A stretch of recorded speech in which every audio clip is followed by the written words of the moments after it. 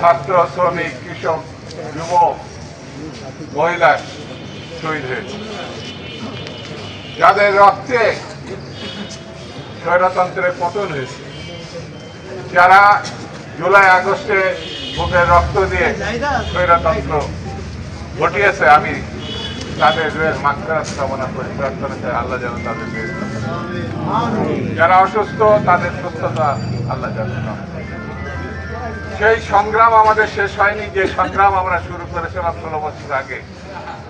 নির্বাচিত সরকার কর্তৃক গণতন্ত্র পুনরুদ্ধার করে বাংলাদেশের স্বাধীনতা সার্বভৌমতা আমাদের রক্ষা করতে হবে। এর সঙ্গে কোনো আপোষ নাই। পার্শ্ববর্তী একটি দেশ মনে করে দাসের মতো আমাদেরকে রাখবে।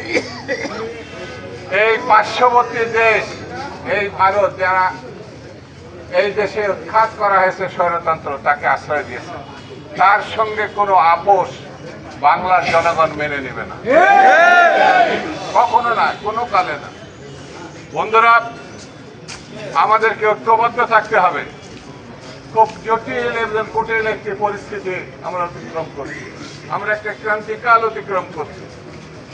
বিএনপি সহ প্রায় 50-এর অধিক রাজনৈতিক দল ডিসেম্বরের মধ্যে নির্বাচন করার জন্য দাবি জানিয়েছে, কিন্তু আমরা রোডম্যাপের নামে যা পেয়েছে সেই সময় নির্বাচন করা খুব কঠিন। আমাদের দল থেকেও বলা হয়েছে ওই সময় রোজার সময়, ওই সময় বৈশাখ মাসের সময়, ঝড় বৃষ্টির সময়, তারও আগে এসএসসি পরীক্ষার সমমানের পরীক্ষা অনুষ্ঠিত হবে। অর্থাৎ ফেব্রুয়ারির পরে নির্বাচনের পরিস্থিতি আর থাকে না। সেই জন্যে আমাদের দলের পক্ষ থেকে প্রধান উপদেষ্টাকে অনুরোধ করা হয়েছে, ডিসেম্বরের মধ্যে নির্বাচন করতে কি অসুবিধা সেটি তিনি যদি বলেন, সেটি সব থেকে ভালো হয়। আর না হলে ডিসেম্বরটা জানুয়ারি হতে পারে। এটি পূর্ণ বিবেচনা করার জন্য বিএনপির পক্ষ থেকে অনুরোধ করা হয়েছে।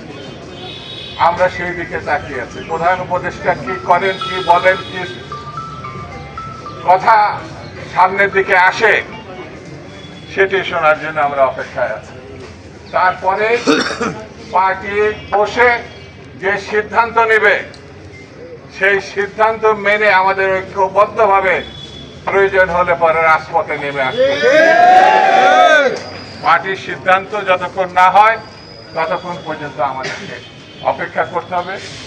এই পবিত্র দিনে আপনারা কষ্ট করে আলমডাঙ্গা এবং চলার বিভিন্ন জায়গা থেকে এসছেন, তাদের আমি শুভেচ্ছা অভিনন্দন জানাই।